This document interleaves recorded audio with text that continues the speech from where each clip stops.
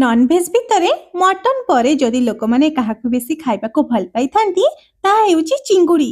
ଆଉ ଏଇ ଥଣ୍ଡା ଥଣ୍ଡା ପାଗରେ ଗରମ ଗରମ ଭାତକୁ ଯଦି ଏମିତିକା ଚିଙ୍ଗୁଡ଼ି ଝୋଳଟିଏ ମିଳିଯିବ ତାହେଲେ ଖାଇବାର ମଜା ଡବଲ ହେଇଯିବ। ଆଉ ଆଜିର ଏଇ ଚିଙ୍ଗୁଡ଼ି ତରକାରୀ ଆଗରେ ବାକି ସବୁ ରେସିପି ଫିକା ପଡ଼ିଯିବ। ସେଥିପାଇଁ କିଛି ଫ୍ରେଶ ଚିଙ୍ଗୁଡ଼ି ନେଇଯାଆନ୍ତୁ। ଛୋଟ ବଡ଼ ଆପଣଙ୍କ ହିସାବରେ ଚିଙ୍ଗୁଡ଼ିର ସାଇଜ ଆପଣ ଦେଖିକି ନେବେ। ତ ଚିଙ୍ଗୁଡ଼ିକି ବାଛିବା ପାଇଁ ପ୍ରଥମେ କ'ଣ କରିବେ ନା ଏମିତିକା ଗୋଟେ କଇଁଚି ସାହାଯ୍ୟରେ ତାର ଗୋଡ଼ ଏବଂ ମୁଣ୍ଡକୁ କାଟି ନେବେ। ଆପଣ ଚାହିଁଲେ ଚିଙ୍ଗୁଡ଼ିର ଖୋଳକୁ ବି ଛଡ଼େଇ ପାରିବେ, କିନ୍ତୁ ଏଠି ମୁଁ ଚିଙ୍ଗୁଡ଼ିର ଖୋଳକୁ ଛଡ଼େଇନି। ଲାଞ୍ଜ, ମୁଣ୍ଡ ଆଉ ଗୋଡ଼କୁ କାଟି ସାରିବା ପରେ କେବଳ ମୁଣ୍ଡ ଭାଗଟାକୁ ଏଇଭଳି ଭାବରେ କାଟିକି ବାହାର କରି ନେଇଛି। ଆଉ ମୁଣ୍ଡ ଭିତରେ ଥିବା ମଇଳା ବା ଯେଉଁ ଅପରିଷ୍କାରତା ଥାଏ ସେଇଟାକୁ ଆମେ ଚାପିକି ବାହାର କରି ନେବା। ବାକି ଚିଙ୍ଗୁଡ଼ିର ଖୋଳ ଛଡ଼େଇ ଦେଲେ ସେଇଟା ଭାଜିବା ବେଳେ କ'ଣ ହୁଏ ନା ଟିକେ ଟିକେ ଲାଗି ଯାଇଥାଏ କଡ଼େଇରେ, ସେଥିପାଇଁ ମୁଁ ଖୋଳଟା ଛଡ଼େଇନି। ଆଉ ଚିଙ୍ଗୁଡ଼ି ଖୋଳ ରହିଲେ ତରକାରୀର ଟେଷ୍ଟ ବି ଭଲ ଆସିଥାଏ।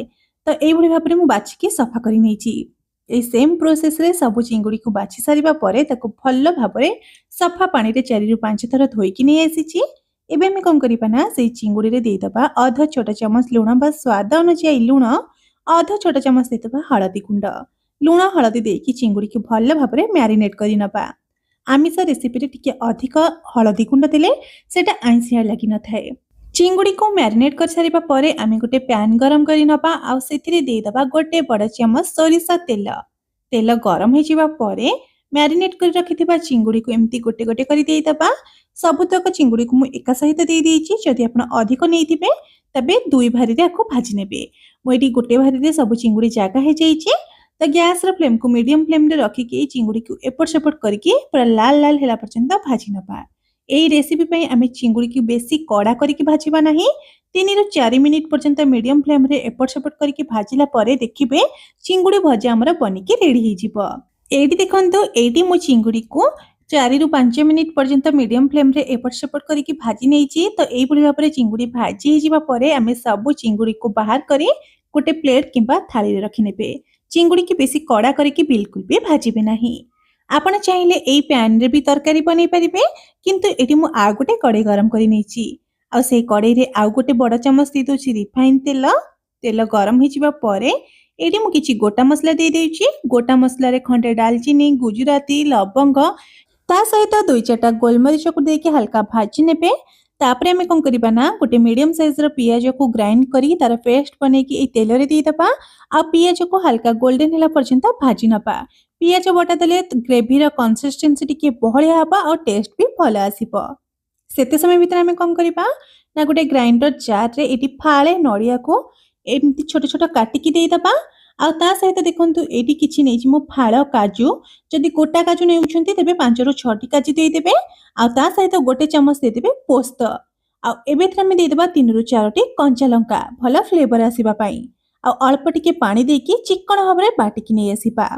ତ ସେତେ ସମୟ ଭିତରେ ଏପଟେ ବି ଦେଖନ୍ତୁ ପିଆଜ ବି ଆମର ଭଲ ଭାବରେ ଗୋଲ୍ଡେନ୍ ହେଇକି ଭାଜି ହେଇଗଲାଣି। ତ এইଭଳି ଭାବରେ ପିଆଜ ଭାଜି ହେଇଯିବା ପରେ ଏଇଥିରେ ଆମେ ଗୋଟେ ତେଜପତ୍ରକୁ 2 ଖଣ୍ଡ କରି କାଟିକି ଦେଇଦେବା।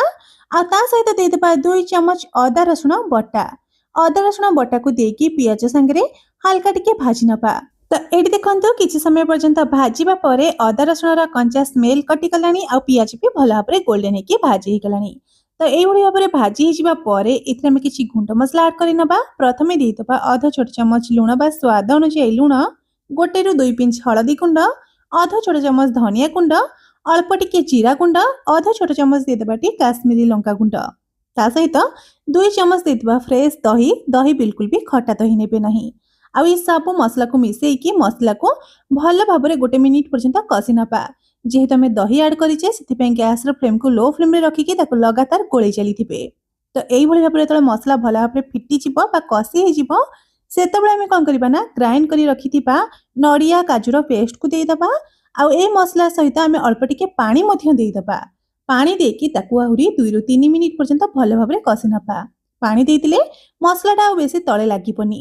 ନିଶ୍ଚିନ୍ତ ଭାବରେ ଆପଣମାନେ ବି ଥରେ ଏମିତିକା ନଡ଼ିଆ, କାଜୁ ଆଉ ପୋସ୍ତ ବାଟିକି ଚିଙ୍ଗୁଡ଼ି ତରକାରୀ ବନେଇକି ଦେଖନ୍ତୁ। ସ୍ୱାଦ ଏମିତି ଯେ ଆପଣମାନେ ଆଙ୍ଗୁଠି ଚାଟିବା ପାଇଁ ବାଧ୍ୟ ହୋଇଯିବେ।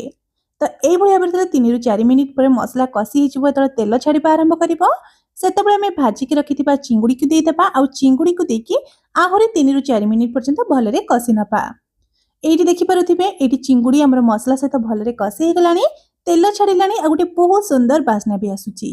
ତ ଏଇଭଳି ଭାବରେ କଷି ହେଇଯିବା ପରେ ଏବେ ଏଥିରେ ଆମେ ଦେଇଦେବା ଆବଶ୍ୟକତା ଅନୁଯାୟୀ ପାଣି। ଏଇଠି ମୁଁ ଗୋଟେ ଗ୍ଲାସ ପାଣି ଦେଇଦେଇଛି। ଏଇ ରେସିପି ପାଇଁ ବିଲକୁଲ ବି ବେଶୀ ପାଣି ଦେବେ ନାହିଁ, କାହିଁକି ନା ଏଥିରେ ଝୋଳ ରହିଲେ ଭଲ ଲାଗିବନି, ଟିକେ ଗ୍ରେଭି ରହିଲେ ହିଁ ଏଇଟା ଖାଇବା ପାଇଁ ବେଶୀ ଭଲ ଲାଗିବ। ତ ପାଣି ଦେଇକି ଭଲ ଭାବରେ ମିଶେଇ ସାରିବା ପରେ ୟାକୁ କଭର କରି ପାଖାପାଖି 10 ମିନିଟ୍ ପର୍ଯ୍ୟନ୍ତ ଲୋ ଫ୍ଲେମ୍ରେ ଫୁଟିବା ପାଇଁ ଛାଡ଼ିଦେବା। ଏଇଠି ଦେଖନ୍ତୁ ପାଖାପାଖି 10 ମିନିଟ୍ ହେଇଗଲାଣି ତରକାରୀକୁ ଫୁଟିବାର। ତ ମୁଁ ଲିଡ୍ କାଢ଼ିକି ଚେକ୍ କରି ନେଉଛି ଆଉ ଦେଖିପାରୁଥିବେ କେତେ ସୁନ୍ଦର କଲର ଚାଲି ଆସିଛି। ଲାଷ୍ଟରେ ଏଥିରେ ଅଧ ଛୋଟ ଚାମଚ ଗରମ ମସଲା ଦେଇକି ୟାକୁ ଭଲ ଭାବରେ ମିଶେଇ ନେବା। ଏଇଠି ଟିକେ ଅଧିକ ଗ୍ରେଭି ଲାଗୁଥିବ, ମାନେ ଟିକେ ପାଣିଆ ଲାଗୁଥିବ, କିନ୍ତୁ ଏଟା ହାଲକା ଥଣ୍ଡା ହେଇଯିବା ପରେ ଆଉ ଟିକେ ବହଳିଆ ହେଇଯିବ। ଏମିତିକା କନସିଷ୍ଟେନ୍ସିରେ ହିଁ ଏଇ ତରକାରୀଟା ଖାଇବା ପାଇଁ ବେଶୀ ଭଲ ଲାଗିଥାଏ। ଏଇ ଚିଙ୍ଗୁଡ଼ି ତରକାରୀକୁ ଆପଣମାନେ ଭାତ, ରୁଟି ସବୁଥିରେ ଖାଇପାରିବେ। ଆଉ ଆଗରୁ କେବେ ଆପଣମାନେ ଏମିତିକା ଚିଙ୍ଗୁଡ଼ି ତରକାରୀ ବନେଇଛନ୍ତି କି ନାହିଁ କମେଣ୍ଟ ବକ୍ସ ମାଧ୍ୟମରେ କମେଣ୍ଟ କରି ନିଶ୍ଚିନ୍ତ ଜଣାନ୍ତୁ। ତାହେଲେ ଆଜି ପାଇଁ ରହୁଛି, ବାଏ। ପୁଣି ଦେଖା ହବା ଆଉ ଏକ ନୂଆ ରେସିପି ସହିତ ଆଉ ଏକ ନୂଆ ଭିଡିଓରେ।